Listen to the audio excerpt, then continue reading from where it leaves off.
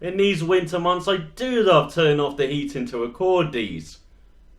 Well, at least the lights. Hello? How does that even happen? It's daytime, it's sunlight. Oh.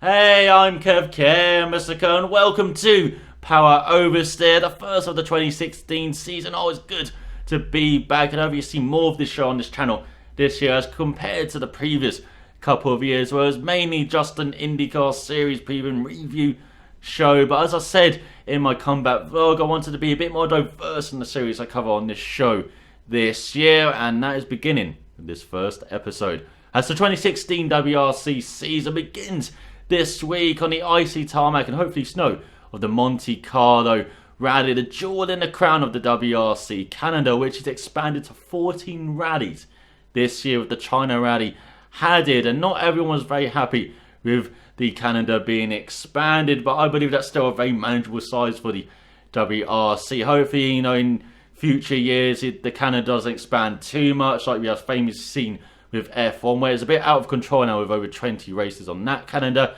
But I believe 14 rallies for the WRC is still very manageable. And on paper, this 2016 season looks like it's just going to be a familiar tale like the past few years, where we have Volkswagen and Sebastian Ogier dominating things with everybody else fighting for the scraps of second place. And what makes it even worse this year is that there are big changes coming for 2017. The cars are going to look very different, so all the manufacturers have an eye on that.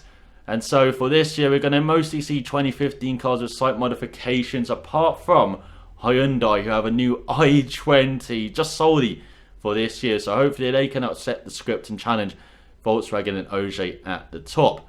And that is one of what I believe are 5 things to look out for in this 2016 WRC season, and why the WRC is a series to watch this year. So let's talk about Hyundai, and as I said, they're the only manufacturer this year bringing a new car with their new i20, which has been in development since the manufacturer rejoined the WRC back in 2014. The car has done over 8,000 kilometers in testing in all the conditions that the WRC will tackle this year, and it looks much better than its predecessor. And in a manufacturer's championship, in this like Hyundai kind of nailed on for at least second place, with N Sport perhaps low on funds, and with Citroën not even being a manufacturer outfit this season.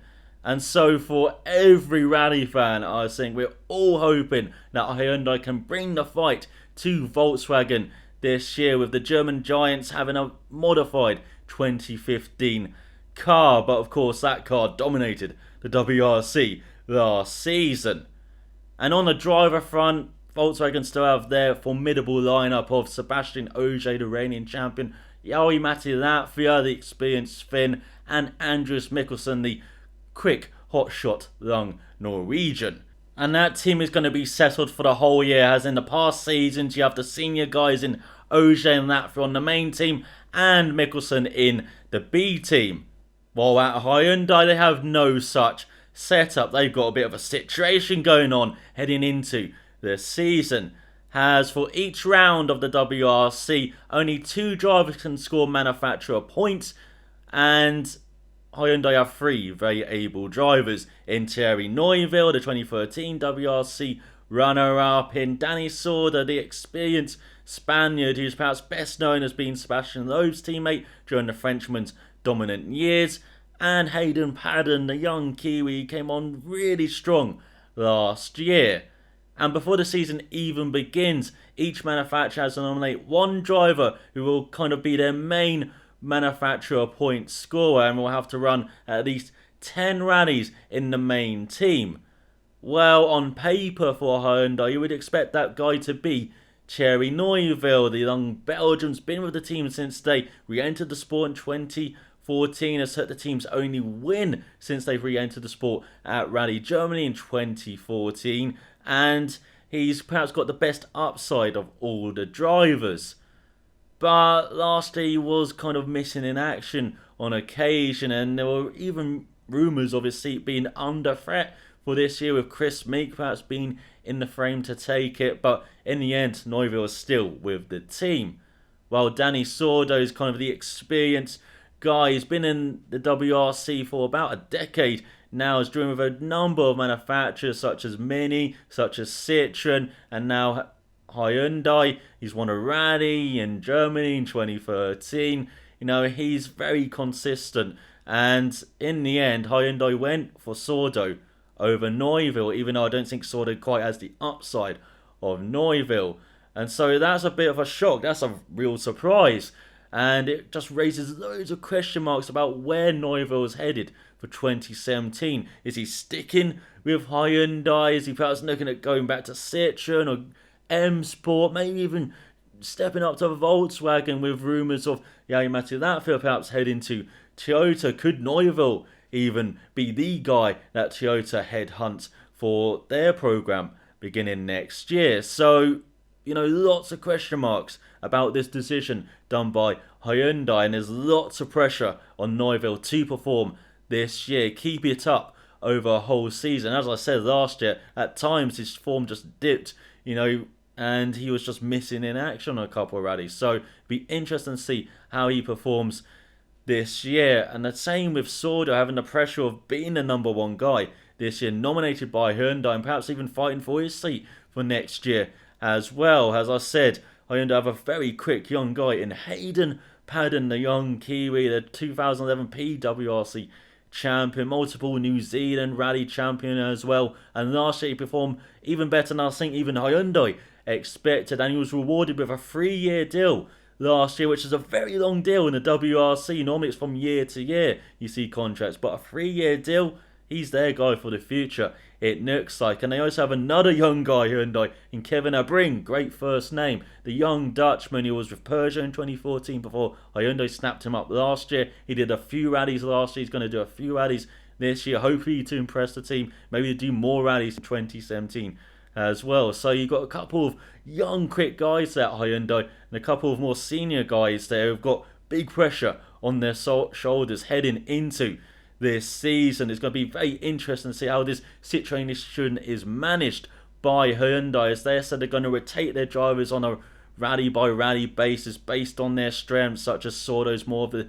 tarmac specialist, Paddon's good on loose surfaces, and Neuville's a bit of an all-rounder but a bit better on the gravel and snow. So it'll be very interesting to see how Hyundai and how this situation develops over the season and how their drivers perform in this pressure cooker.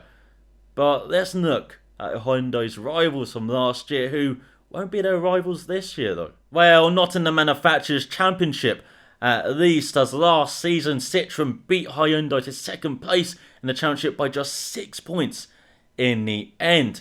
But this year Citroen aren't even a manufacturer outfit, has the score manufacturer points in the WRC. You have to compete in every round. Well, Citroen aren't doing that, so they can't score manufacturer points. So the pressure is off them this year, as they're putting all of their eggs in the 2017 basket, looking to develop that car this year, doing lots of testing and hopefully be a title challenger in 2017. So who's leading the team this year? Well, their drivers from 2015, Mats Osberg and Chris Meek, were offered the chance of sticking around through this kind of development year, maybe leading the charge in 2017. Well, Osberg left the team, while Meek stuck with it. And so the Northern Irishman now has his own Wrc team at the top level of rallying for at least the next couple of years. And I'm really looking forward to seeing how he handles that pressure next year. But this year, there's no pressure on him at all. As I said, the team are not scoring manufacturer points. He's just driving for himself. Hopefully he doesn't bin it a bit. He can be a bit erratic at times, but he showed last year he does belong on the WRC after a couple of really trying years before then, as he won in Argentina, the first Brit to win at WRC level in ages, since the days of Burns and McRae. And he was really impressive with his raw speed. As I said, he could sometimes be up and down, but in the end he finished only 4 points behind Osberg in the drivers' standings. So it's going to be really exciting to see how he drives with no pressure this year. He could be a cat among the pigeons sometimes, despite driving effectively the 2015 Citroen. And alongside Meek, this year's 2014 Junior WRC champion Stefan Loeb, who drove a few rounds in the WRC2 last year, won the Monte Carlo round of the WRC2 last year, before stepping up to the WRC machinery in the second half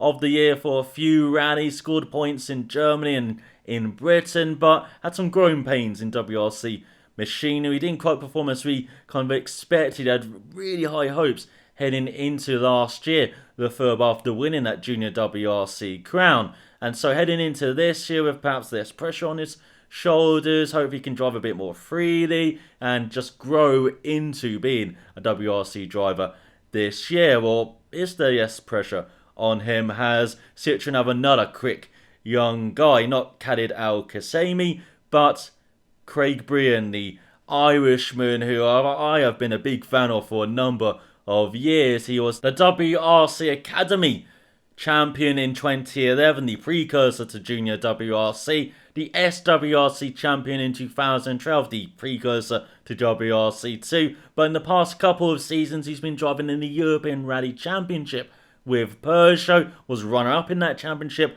last year, and he's been rewarded with a step up to the big boy leagues and the Citroen Works team, or semi-works team this year, for 2016. He's going to be performing on a few rallies. We don't know how many yet, but it's going to be really exciting, I believe, to see Craig Bryan and WRC machinery. As I said, I've been waiting a few years for this, been a big fan of his, and yeah, I just can't wait to see how he does. As I said, there's perhaps a second seat open alongside Meek next year, so maybe Bryan and Lefebvre could be fighting over that. We don't know how Citroen are going to structure things next year with their main team and, of course, probably a B team as well. And yeah, it's just going to be interesting to see how Bryan does with, again, overall no pressure on him. Perhaps a bit like Lefebvre, just to grow into being, a WRC driver, get used to WRC machinery, but maybe underline that, is that battle with Lefebvre to perhaps be the second Citroen driver next year. So Citroen, they could throw a cat amongst the pigeons on a few occasions, especially with Meek. But let's move on to the other manufacturer I haven't even mentioned yet. And boy, did they deliver a few shocks in the off-season. So the third reason to keep an eye on the 2016 WRC season is M Sport, the third manufacturer for 2016. And they had a few changes in the off-season. The only team to totally change their driver lineup for 2016. As last year they had Alvin Evans and Art Tanak in the seats, and while they were a couple of good drivers, very quick on occasion, particularly for Tanak, Evans finished second in the Tour de Course, they also had their ups and downs during the year.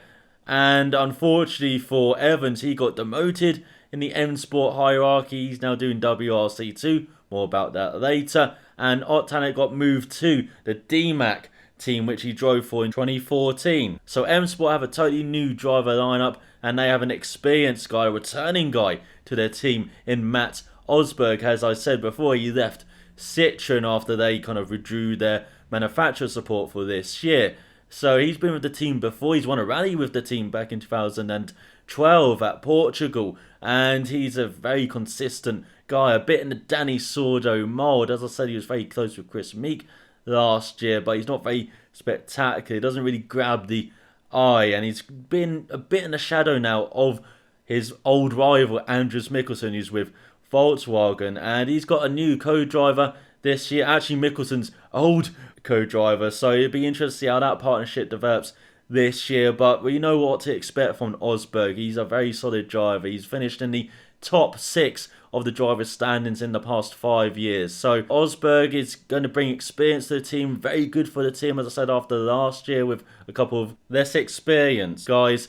But alongside him is a shock, a Frenchman who's had a rapid rise to the top of the WRC hierarchy. In 2014, he was driving a junior WRC car. Last year, he drove a Ford Fiesta R5 to a few podiums in the WRC2 class and should have won the British round of the WRC2 class, but lost that on the final stage. But this year, Eric Committee's in the second M Sport Ford Fiesta RS, and that was the shock move of the off-season. We kind of expected maybe Evans would be in that second seat, maybe be a share between Tanak and Evans, but Malcolm Wilson has gone all in on this Frenchman, a 28-year-old, quite old for a rookie, actually about the same age as Evans, but it'd be interesting to see how he does this year. It's meant to be a learning year for him. That's what the team has said. No real pressure on him. Just get used to WRC equipment. Just grow as the season progresses, and become a bit more comfortable with the equipment. Hopefully, score some points as well. But it looks like M Sport kind of resigning themselves to third and last in the Manufacturers Championship this year with that signing. But yeah, that is a big shock, as I am quite a fan of Evans, of course, kind of being a Brit as well, the patriotism there, but he performed quite well last year, Evans. So did Tanak as well, but I don't know why they've just gone for this change, gone and gambled on a rookie. Maybe they're thinking ahead to 2017, maybe it will help Evans, being in the lower down categories, maybe, winning that, getting some more confidence behind him, and then maybe stepping up to 2017, see what happens there. Maybe just they see something in Committee as well. Again, he's a Frenchman. As I said, they seem to be producing some great rally stars in recent years, of course, with Loeb and Auger in particular. So, yeah, it's a pretty interesting gamble for M Sport. And we really got to keep an eye on this second seat, with this team this year. As I said, we know what to expect from Osberg, but not from Committee. So those are 3 teams you really got to keep an eye on in the WRC class. But what else is there to keep an eye on in this WRC season? Well, I've already mentioned it, but the calendar has a change or two. The 4th and penultimate reason to follow the 2016 WRC season is the return of the aforementioned rally in the intro to the WRC calendar this year. Has the 2016 calendar retains all of the rallies from last year, but there are a couple of changes. Has Rally Australia, held in September last year, moves to a November date this year, for us becoming the season finale, a position traditionally held by Wales Rally GB. And instead of ending in the mud, the forest, the up and down weather, we're going to end in the fast gravel roads and mostly sunshine of Australia. It's just not going to feel right. But the other change is the return of the China Rally to the WRC calendar after making its sole appearance in the WRC back in 1999 when Didier Oil won in his Toyota Corolla WRC. We're going to have a very different winner 17 years later, as the all-tarmac rally is held from the 9th to the 11th of September, effectively taking over Australia's slot, and becomes the 10th round of the championship. And just like in 1999, the rally is based in the Haru district, I apologise for my terrible pronunciation of that, about 70 kilometres from central Beijing, and is the first Asian round on the WRC calendar since 2010, when we had the Japan rally, a dearly missed rally in my eyes, as it always had these unpredictable conditions and always used to throw up a surprise or two. Hopefully the China rally can do the latter part, as it struggled with the weather last year in its calendar event. So hopefully it's smooth sailing for the China rally this year, and it's exciting to see the calendar expanded to 14 rallies for the first time since 2008, when there were 15 rounds on the calendar. So it'll be very interesting to see how the China rally goes, and as I said, hopefully it goes smoothly and maybe throws up a surprise or two as well. And it's good to see the WRC back in Asia. So that leaves one more reason to follow the 2016 WRC season, and it doesn't even involve the top class. So the final reason to follow the 2016 WRC season is the WRC2 Championship. It was established in 2013 along with the introduction of R5 cars, and they're eligible to compete in this championship along with R4 and S2000 cars. But it looks like this year R5 cars are being promoted as the car to have. So you see a bunch of Skoda Fabias, Ford Fiestas and Citroen DS3 R5 cars competing, along with perhaps the odd Peugeot R5 and maybe even a Mitsubishi Lancer Evo 10 still hanging around competing this year. But the WRC2 Championship supports the WRC on every round of the calendar, but teams and drivers can only compete in a maximum of 7 events, with 6 of them counting towards the championship. And since the championship has been established in 2013, we've seen Robert Kubica win the inaugural championship and then step up to WRC. But the past couple of years, we've seen Nasser Al Attiyah win the championship. The experienced Qatari rally driver who's driven for the likes of Citroën in the WRC, a multiple Middle Eastern rally champion, and perhaps most famous for winning the Dakar Rally a couple of times. But him winning the championship is perhaps not the best thing for the WRC2 Championship, as he's a very experienced guy, a guy who's competed in the WRC and perhaps is not top tier enough to perhaps stick around there, and he's dropped down to the WRC2 category and just won a couple of championships, even last year a bit at a canter. And so this tier was meant to be for, young guns to develop their skills, to hone them, to improve themselves as a driver, and then step up to the WRC category like we've seen with Kubica and with Stefan Lefebvre last year and this year. So it's perhaps a good thing for the championship that Nasser Al Attiyah won't be back to defend his championship this year, as he's concentrating on the Dakar Rally, which he competed at, in the past couple of weeks and finished second in, and concentrating on his skeet shooting for the Summer Olympics in Rio, as he won a medal in London 4 years ago, hoping to go a bit better this year though. So for the championship this year, we've got a big hole at the top, but I believe a few young guys will fill that hole and be battling hard for this WRC2 Championship. It could perhaps be the most exciting battle in all of rallying. As on the Skoda Motorsport side, we have Esa-Pekka Lappi, a very fast young Finnish driver. He burst onto the scene in the early part of this decade. He won the European Rally Championship in 2014, and last year in the WRC2 category he won a few rallies on his way to third in the championship, of course hoping to go a couple better this year.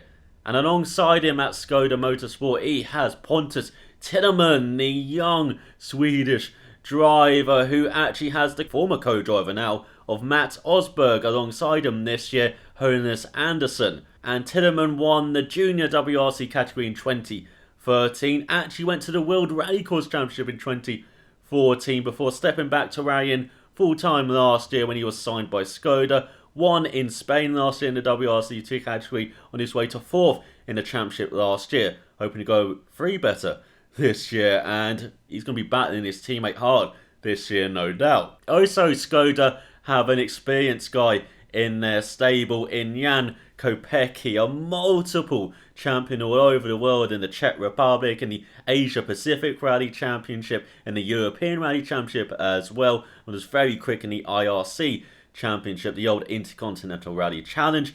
Well, he competed in a few rallies last year, specifically the tarmac rallies, and he's going to be back again this year, no doubt, to do that as well, and help support these two young guys and, help give them someone to learn off to as well. So that's a very solid stable that Skoda Motorsport have, the reigning team's champion as well in the WRC2 Championship. And in the M Sport corner, we have Alvin Evans, a 27-year-old Brit who's been competing in the WRC the past couple of seasons. He won the WRC Academy before it became the Junior WRC back in 2012 before stepping up to the WRC, and last year had a quite impressive performance as he grabbed a couple of podiums, including a brilliant run at the Tour de Corse in France, leading for a bit before finishing in second on his way to 7th in the championship, way ahead of his teammate Ott Tanak. So it's a bit of a puzzler from Malcolm Wilson by demoting Evans to the WRC2 category this year with his M Sport team, while Tanak has gone to the DMAC team in the WRC. Maybe that will leave Evans with a bit of a chip on his shoulder this year to perform and grab this WRC2 Championship, as it appears to be his main focus this year, although he will compete in the revived British Rally Championship as well. So I'm really excited to see how Evans will go up against the two young guns at Skoda with an improved Ford Fiesta R5 this year. In testing, it's looked quite good. It's got a bit more grunt under the bonnet, about 30 horsepower, to compete against the Skoda Fabia R5 that Lappi and Tilleman will have.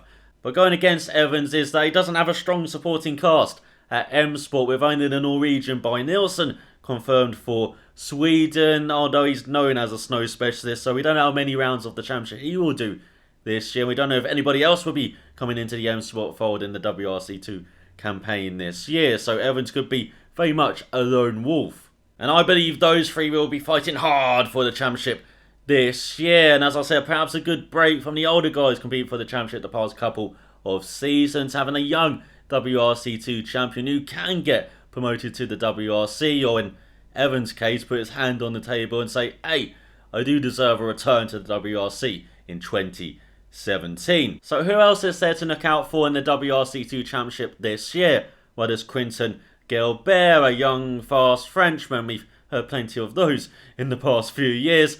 Well, he's the reigning Junior WRC champion. In the Junior WRC, all the drivers compete on identical Citroën DS3 R3T Maxes, and the calendar consists of 7 European rallies, or at least it did last year, with a maximum of 6 rallies the drivers are allowed to compete on. Well, Gilbert won 5 of his 6 rallies last year on his way to cruising to the championship, and the Frenchman actually has previous experience in the WRC2 category back in 2014, and he even won the French round. So, be interesting to see how he does this year in the faster machinery, even though, as I said, he's got previous experience with the quicker machinery. So, maybe we could see him in the top 5 at least. And there's a bunch of Skoda Fabia R5 drivers to look out for, such as Teemu Sanninen, who won the British round last year and is a very fast Finn. I mean, which Finn isn't? There's also Armin Kramer, the experienced German driver in these categories for almost 20 years now. He's quite consistent as well. There's Nicholas Fuchs, the Peruvian, who finished runner-up to Robert Kubica in 2013, but hasn't been as impressive in R5 equipment in the past couple of years. Julien Main, the Frenchman, who I butchered his name poorly, he also won the French round of the championship last year, was overall quite disappointing. And at the DMAC WRC2 team, look out for young Estonian Sander Pan and the Italian Simone Tempastianini, who is also in a Ford Fiesta R5 and finished 4th in the Junior WRC last year with a win. He looks like he could be quite handy as well. And always look out for the very experienced Jari Katamar, who finished runner-up in the WRC2 Championship in 2014. If he runs this year, he's going to be contender everywhere. And a quick note on the Junior WRC Championship. Look to Norwegian teenager Ole Christian Verby to go one better this season, perhaps even sweep the championship like Gilbert did last year. So that is all of the drivers you can look forward to in the WRC2 Championship. As I said, it looks fantastic on paper this year. I can't wait for it to begin this week in Monte Carlo. So there you go, 5 things to look forward to in the 2016 WRC season. Do you agree, disagree? Are there more things I should be looking out for in the 2016 season? Let me know in the comment section below. But I hope you enjoyed the return of Power Oversteer. Salamat for watching, and I will see you next time.